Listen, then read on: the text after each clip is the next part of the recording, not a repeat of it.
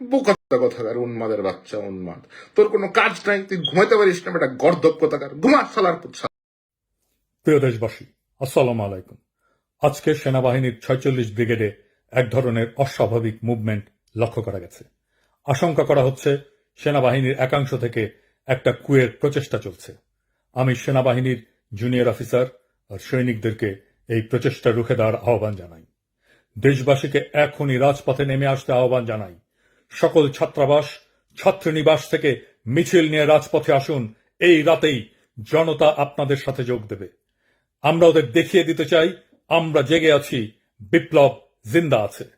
প্রয়োজনে রাজপথে ইস্তাম্বুলের মতো শুয়ে পড়ে ট্যাঙ্ক আর আর্মার্ড ভেহিকেলের গতিরোধ করবেন।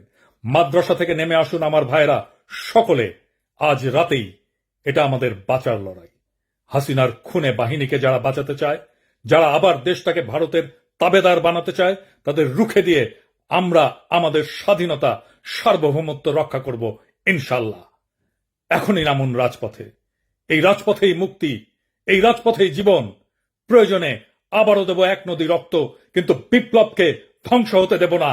ইনকিলাব জিন্দাবাদ। প্রিয় দেশবাসী, এই মুহূর্তে ফ্রান্সের রাজধানী প্যারিসে একজন লোক ইনসমনিয়ায় আক্রান্ত হয়ে উন্মাদের মতো প্রলাপ বকছে। এই উন্মাদের কাছ থেকে আপনারা নিজেকে রেহাই করে রাখুন। এই উন্মাদ বিকারগ্রস্ত হয়ে গিয়েছে। এই উন্মাদ ভারী গলায় বলার চেষ্টা করছে দেশে বিপদ ঘটেছে। প্রিয় দেশবাসী, রাস্তায় নেমে আসুন। বোকা কথাকার, উন্মাদের বাচ্চা উন্মাদ। তোর কোনো কাজ নাই, তুই ঘুমাইতে পারিস না বেটা, গর্দব কথাকার, ঘুমা শালার পুত শালা। ননসেন্স একটা। তোর কোনো কাজকর্ম নাই, ছাগলের বাচ্চা।